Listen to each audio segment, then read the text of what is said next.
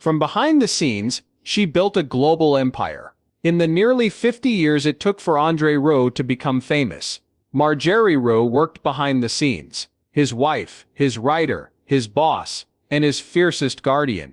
They took over the classical world as a group. Now though she's leaving, everything changed after Andre's health took a terrible turn. Something broke behind the glitz. Andre is celebrating his 75th birthday with everyone else, while Marjorie walks away quietly. Where is the woman who kept everything together?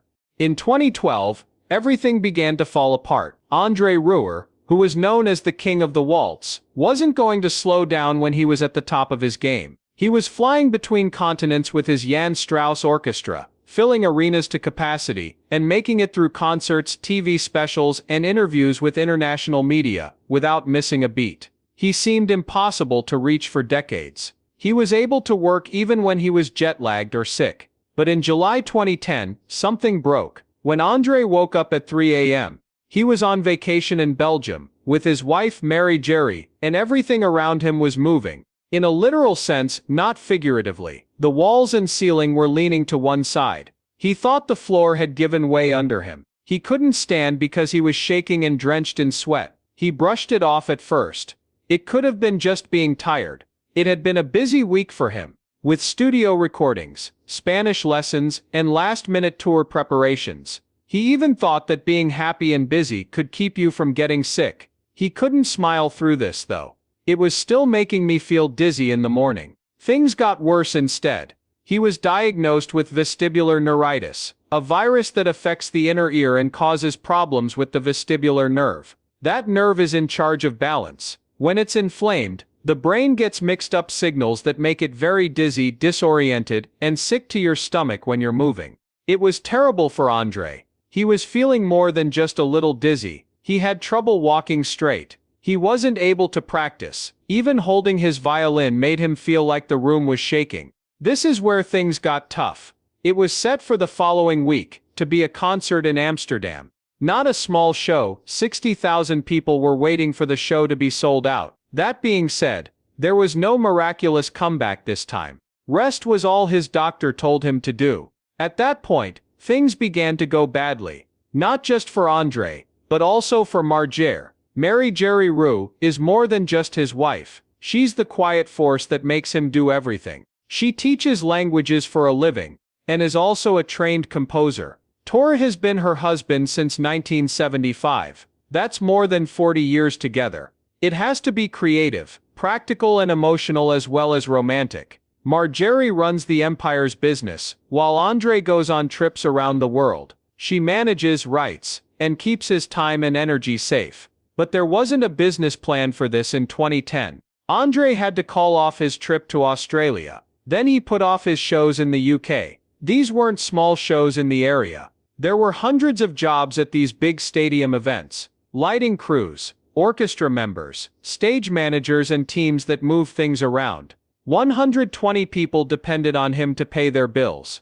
His monthly costs are more than £825,000, and that's before he adds his own income. There was more going on than just his own problems when he got sick. It was a real storm in the economy, and Marjorie was right in the middle of it. From their castle in Muro, which was built in the 1400s and was a dream home for Andre since he was a child, things were kept together by Marjorie. She made sure the business kept going. She was in charge of the communications. She also made sure that Andre kept his mind on getting better, even when he wanted to push through his illness. He tried, that's why. He didn't give up. He asked for medicine, tried to walk, and practiced, but nothing worked. His body said no. Marjorie was the one who told him. It wasn't a test of strength, but in order to stay alive, what's the joke? Andre had thought for years that he couldn't get burned out. He was so sure that his mind could control his body, and that only being positive could keep him from falling apart. But there are limits to even the most passionate performer. He hit his this time. He couldn't go on tour for 3 months in a row. He had a hard time getting up. He was sorry for letting everyone down. He was so tired that he couldn't even play with his grandchildren. At one point, he said that the way he was always sweating was like going through the menopause. He made fun of it,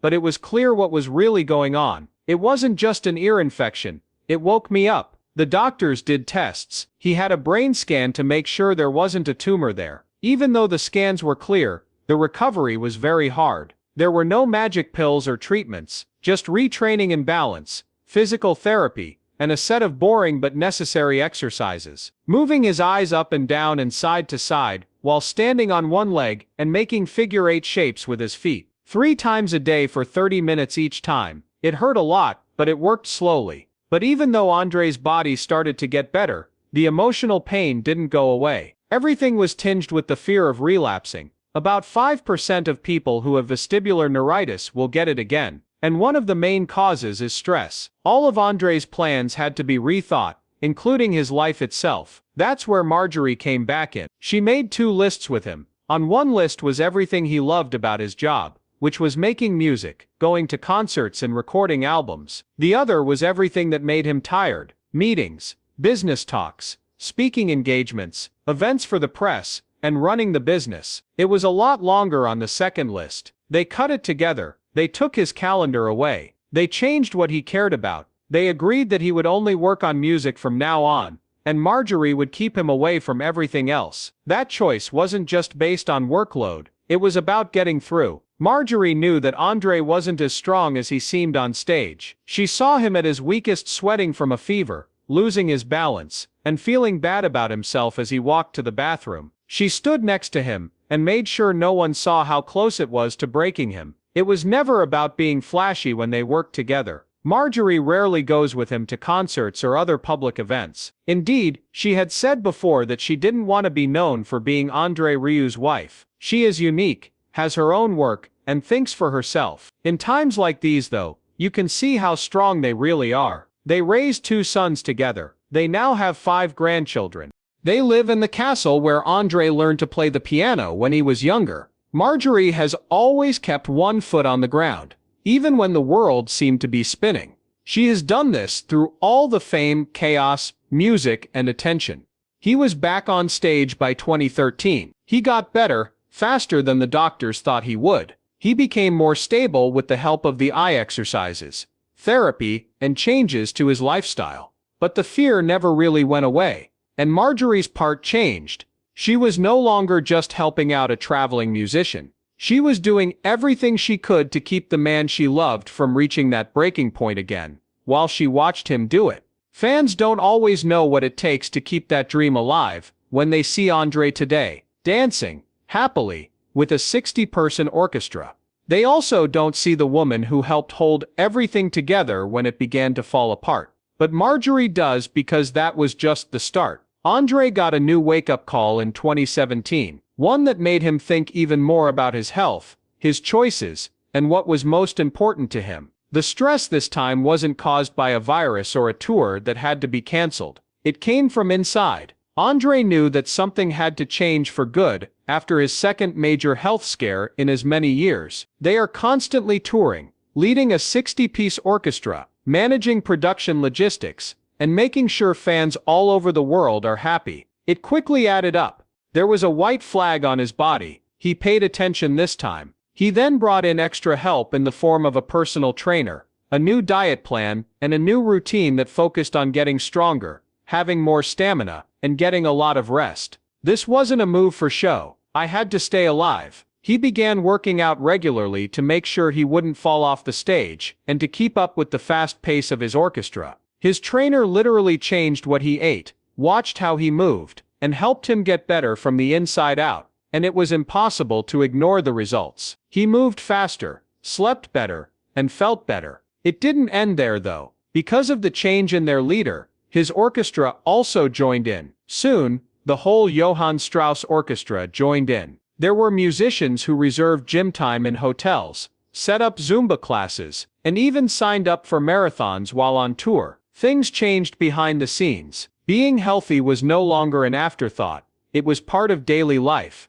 And if you're wondering how a man in his 70s watches shows that start at 8 p.m. to midnight, in several different time zones for 5 or 6 days in a row, he needs rest, discipline, and the help of a team that does what he says. From now on, Andre keeps his group small. Inside his violin case are pictures of his family. Before every concert, his sons text him pictures of his grandchildren. He doesn't wear his wedding ring on his finger, but on a chain, so it won't fall off on stage. These aren't just habits, they're foundations. Small things that remind you of home can help you stay grounded when you're flying between cities and singing your heart out under the stage lights. When we talk about home, that Mastery Castle is more than just a sign of success. When the show starts, Marjorie waits there and watches from the sidelines, away from the cameras. She's powerful even when she's not in the spotlight. She has shaped his every move from behind the scenes for more than 40 years, writing his biography, planning concerts, handling logistics, and keeping him focused on what's important. There is still the same spark between them that brought them together in the 1970s. Megan, she taught languages in Nijik. She met him at the party for his sister's middle-class sister. They didn't waste any time when they got back in touch years later. They fell quickly, but not everyone agreed. Andre's parents weren't sure if Marjorie would be a good match. Their strict rules didn't go with her flower power spirit. They kept going anyway. Both of them came from homes with rules. They were both taught to work hard. That drive was what they used to build everything else. With the help of Gemma Serpent, Andre joined the Lindbergh Symphony Orchestra in 1978 and played in her salon group. Marjorie found out she was pregnant around the same time. They were working hard to get gigs in retirement homes while also taking care of their families and teaching. It would be too mild to say that things were crazy. They didn't stop though. Marjorie helped write the things that were said in between songs. She put together brochures. She worked at event booths to get shows booked. They used to play free concerts in small halls for a few dozen people, but they were dreaming of going to the theater and going on world tours. The band's big break came from the album Strauss & Company 1994 and the viral hit The Second Waltz. It wasn't luck. It took years of building one brick at a time. Still, things weren't always easy. That 2008 copy of Schönbrunn Palace almost put them out of business. Marjorie couldn't sleep at night because he saw the money leave his account faster than it came in. She stayed calm, thought things through, and was careful. In the end, their son Pierre joined the business and added more business sense to balance out Andre's love of art. In spite of her fame, she stays away from it. No new pictures or interviews with the public unless it's necessary. She travels with her maiden name to avoid being found out. That is not shyness. It is purpose. Every time Andre goes on tour, he opens up to more people, but Marjorie stays out of the spotlight. This balance lets both of them breathe. When he's at home, Andre moves less quickly. He carefully plans and cooks dinner, which is always organic. The orangery is their favorite place to be alone and think. This indoor garden was created by Andre and has rare plants, bright butterflies, and koi fish that float under murals in the style of Tuscany.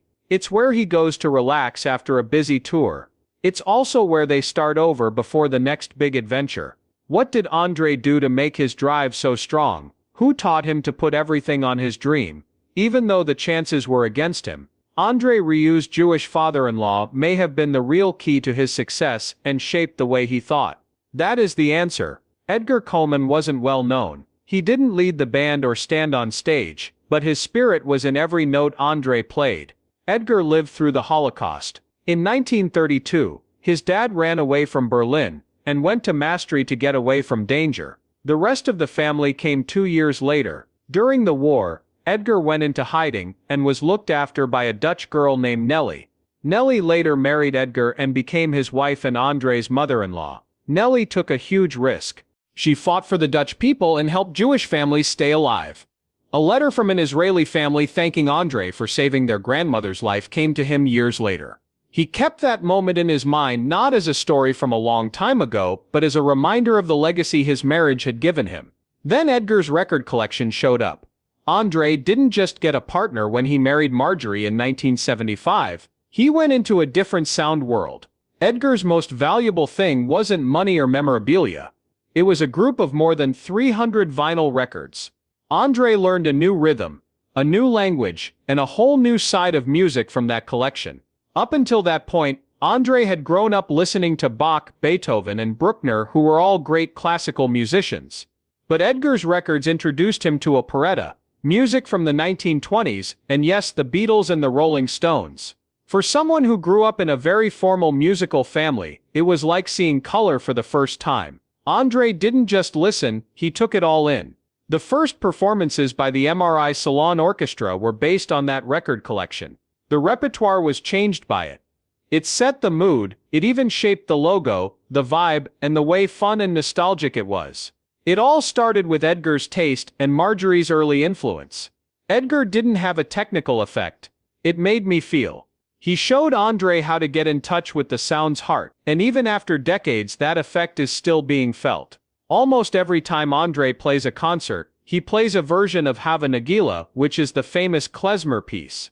He played it in 2010 and it has over 14 million views on YouTube, making it one of the most watched classical music videos online. There's no chance in that. It's an honor to Edgar, to history, and to the strong people who got back up after losing everything. Andre is still proud to carry that weight.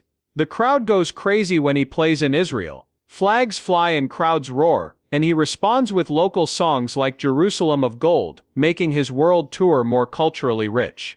He has played in Tel Aviv every year since 2018, and each show has been more like a get-together than a show. Edgar's story continues to guide him behind the scenes.